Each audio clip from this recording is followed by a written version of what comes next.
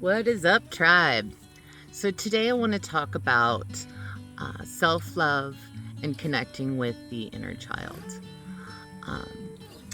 I feel that this is very important, especially if you've suffered any sort of trauma, really getting to the root of who you are and showing your self-love makes drastic differences in your life. And it goes a lot deeper than just doing nice things for yourself. There's a lot more to it than that. You really have to prioritize yourself above most things in your life. With the exception of having children, I understand that. However, even if you do have children, children learn more from their parents by mimicking their parents than by what their parents tell them. So what are you teaching your child if you're not taking time for yourself, practicing self-love, and knowing yourself? So even in that case, prioritizing yourself, you end up doing more good for your children than you realize. Do you neglect your inner child in the same way that maybe you were neglected as a child? And this is pretty common as far as ancestral trauma goes as well.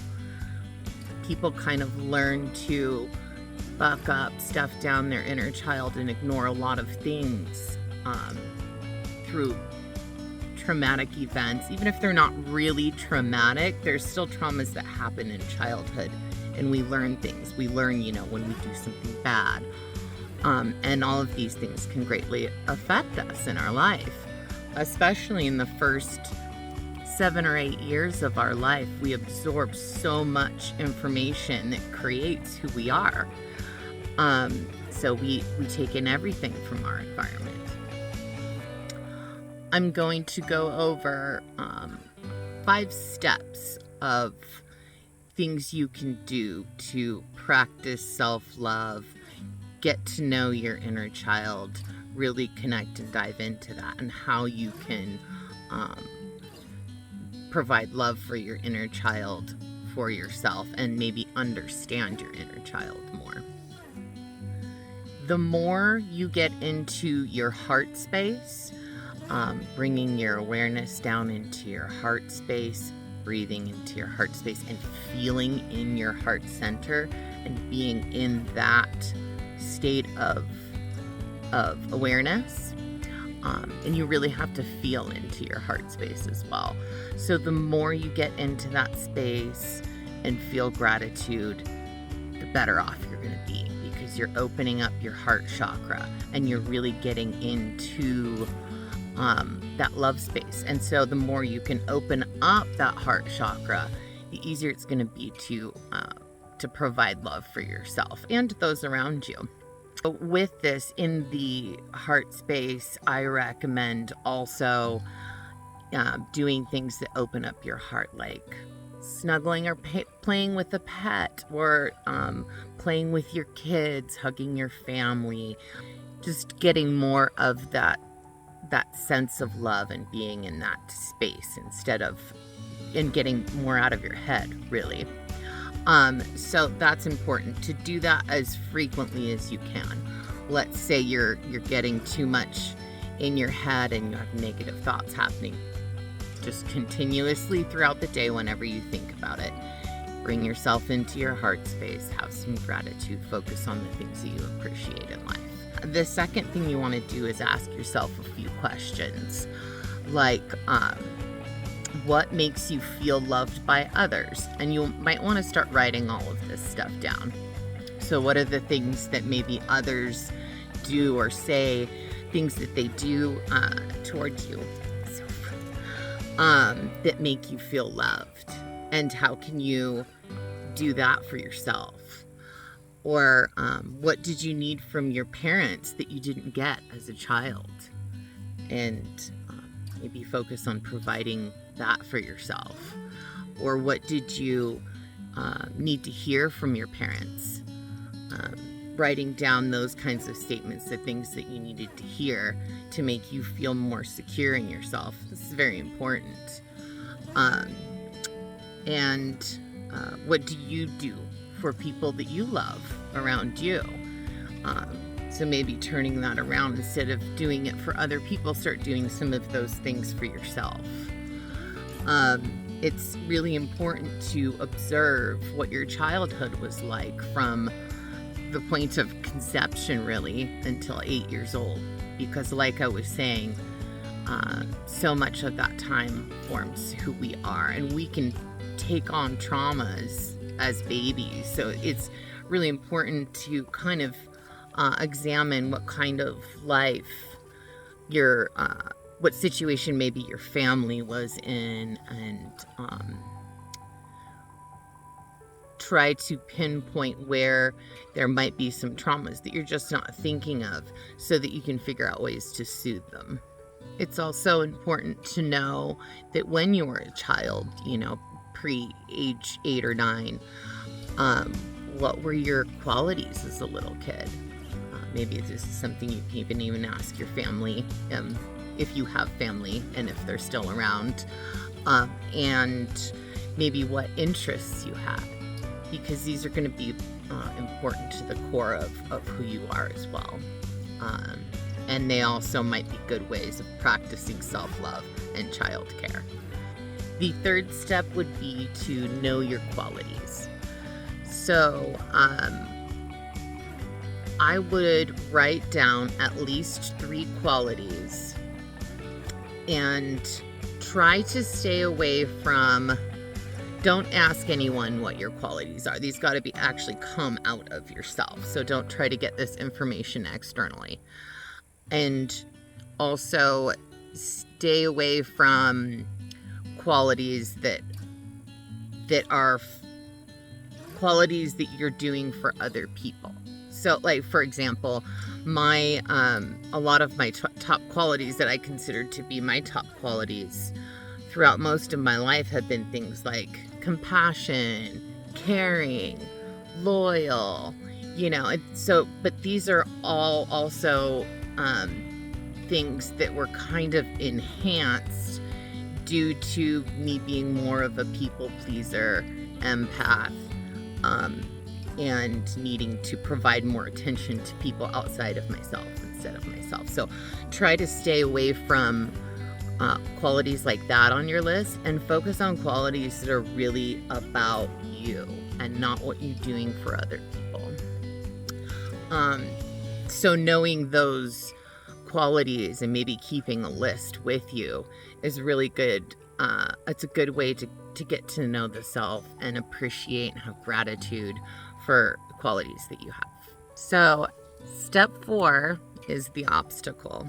This is the tricky part. And this would be, so if you're watching this video and you're looking for ways to connect with your inner child and practice self-love, chances are you struggle with self-love a little bit. And usually if you struggle with self-love a little bit, it means that there was probably some sort of traumas as a child. So for me personally, I was diagnosed complex PTSD. I went through lots of abuse. I grew up caring for people more outside of myself than myself. So these practices have been really important for me. But the obstacle with this is asking yourself, are you worthy of love? Of course, we're all worthy of love. But subconsciously, a lot of us believe that we're not if we come from trauma, because we received messages as children that maybe we weren't worthy of love. So practicing self-love and doing things for yourself and putting yourself first, making yourself a priority, taking the time for yourself, making sure that you make time for yourself. For people like us who are empaths, caregivers, and people pleasers, this is really difficult, and a lot of guilt and shame can come up, and you might not even realize that's what's going on. So if you're having weird feelings, or there's just just a feeling of discomfort with doing all of these practices, try to observe where that's coming from, and really looking at, like, are you worthy of self-love? And dissecting where that nonsense comes from and breaking it down. And so doing a lot of these practices can actually help to get an understanding that you're worthy of self-love. And when these discomforts and fears come up, really sit with them. Let those thoughts and feelings go through your body and sit with them. Always give yourself time to sit with those kinds of emotions and understand them and let them process through your body. And it's a really good idea to journal about them. What maybe that stems from. A lot of things that I've been doing, I don't remember a lot of my childhood, but sometimes these random memories will come up. And even lately, more memories have come up as I've healed lots of things from my adulthood. I'm noticing I'm having dreams and stuff from younger years of people that I've had falling out with like 20 years ago. And then lately it's been like weird childhood memories coming up. So it's really interesting how they can just kind of surface gradually with doing this kind of work. So writing about it, I recommend writing about it and sitting with it. We learn how to love ourselves by how we were either loved or not loved as children. So we really have to reparent ourselves. The inner child is essential when learning how to love yourself. We must learn how to integrate self-worth.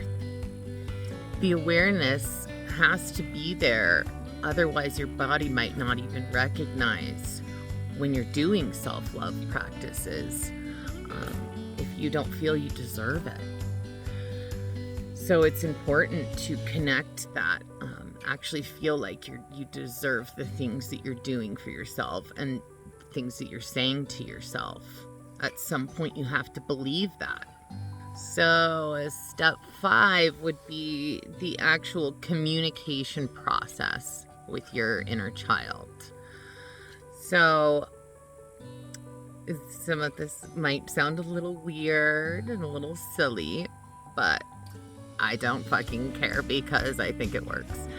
So I would create a self-love altar and put a picture of yourself when you were a child, somewhere in the 4, 5, 6 years old, and maybe a pink candle which represents love, and some stones, and maybe even write yourself a letter. And with this altar, you can give it gratitude on a daily basis. You can talk to your inner child on a daily basis. Say things out loud to the picture of yourself. It's really good to make that connection. And these odd little practices do something in the subconscious. It's really strange, but it works. And then there is also the inner child meditation. This might also sound strange, and it might be a little more difficult for men. However, I recommend you do it anyways. It might be good to connect with your inner feminine. So in the meditation practice, really connect to your root down. Imagine a seed coming up from your root chakra and into your sacral chakra. And then the seed starts to grow. And actually imagine yourself pregnant with yourself as a tiny baby. Go through this whole process of giving your unborn child love, and then go through the process of holding yourself as a baby and giving yourself love. This process actually took me a while, so it could take some time to kind of get comfortable with it and really get in that zone. And so take as long as you need. And then also sit with your inner child as he or she gets a little older, right around, I recommend 4 or 5 years old, and really ask, sit with that child, tell them you love them, apologize if you need to, and ask them, what do you want to tell me? What do you want to show me? And really sit with that. I found that going through the pregnancy process with the self developed more trust with my inner child, because I've done inner child meditations before, and my inner child has come across very scared and quiet. But with this practice, there was more of a sense of connection, and more of a sense of trust. So see what your inner child has to say to you. See what they have to show to you. I had lots of really interesting memories come up that I did not remember before. So maybe you'll really get into the subconscious more with this exercise.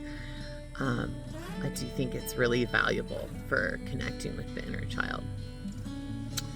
That's all I have for today. Sophie, say bye. Say bye to Sophie. And I did want to mention the full moon on the summer solstice was my 44th birthday, and that was really an interesting day for me as well. So I hope that you all are processing, because I know a lot of people there's more and more surfacing with this kind of,